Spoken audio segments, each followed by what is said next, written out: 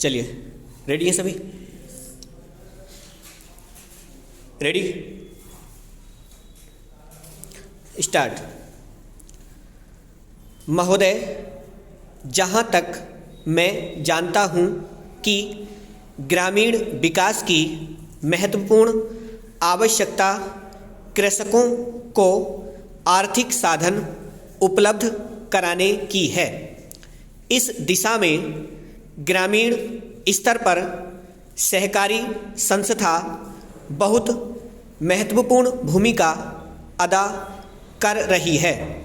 इसीलिए उसने इस क्षेत्र में किसानों को आवश्यकता अनुसार कृषि उत्पादन बढ़ाने के लिए सहकारी संगठित ढांचे से अल्प और मध्य अवधि ऋण के रूप में इस वर्ष लगभग 5,000 करोड़ रुपए का ऋण वितरित किया जा चुका है, जिसे न केवल नकद अपितु खाद, बीज एवं कीटनाशक के रूप में प्रदान किया जाता है। इस ऋण की वसूली कृषकों से फसल बेचने के उपरांत की जाती है। यह ऋण कृषि उत्पादन बढ़ाने में नई प्रणाली अपनाने में बहुत सहायक हुआ है। इसी प्रकार मध्यकालीन ऋण, जो सामान्यतः 3 से 5 वर्ष की अवधि का होता है, मुख्यतः सिंचाई सुविधाएं विकसित करने में सहायक सिद्ध हुआ है। इसके साथ साथ सहकारी भूमि विकास सिंचाई बैंकों के माध्यम से कृषकों को दीर्घकालीन ऋण उपलब्ध कराया जाता है, जिसका उपयोग भूमि सुधार, लघु सिंचाई साधन के विकास और भूमिगत जल दोहन कृषि यंत्रों के खरीदने, फलोद्यान विकसित करने हेतु किया जाता है।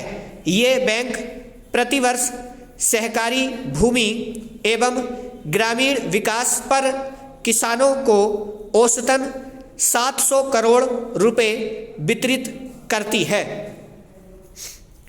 हमारे देश में कृषि विकास ग्राम विकास का मुख्य आर्थिक आधार माना जाता है।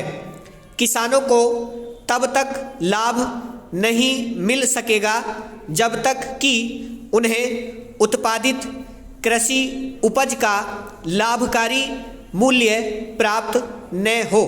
इसके लिए मंडी स्तर पर कृषि क्रय विक्रय सहकारी समितियां बनाई गई हैं। एक तरफ ये समितियां किसानों को समय समय पर रासायनिक खाद उपलब्ध कराती हैं, उन्नत बीज फसल के समय देती हैं, कीटाणुनाशक दवा मुहैया कराती हैं, उन्हें कृषि उपज का लाभकारी मूल्य दिलाने और उपभोक्ता सामग्री सुलभ कराने का प्रयत्न भी करती हैं। किसान को समय पर बीज नहीं मिलेगा, फसल कैसे होगी? बीज अच्छा होगा तो फसल अच्छी होगी।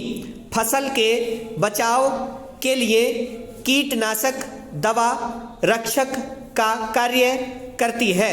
इसलिए सहकारी समितियां उनके लिए कारगर सिद्ध हो रही हैं। महोदय, कृषि उत्पादन का पूरा आर्थिक लाभ किसानों को तब प्राप्त हो सकता है जब ग्रामीण क्षेत्रों में ही कृषि उपज का संसाधन उपलब्ध हो।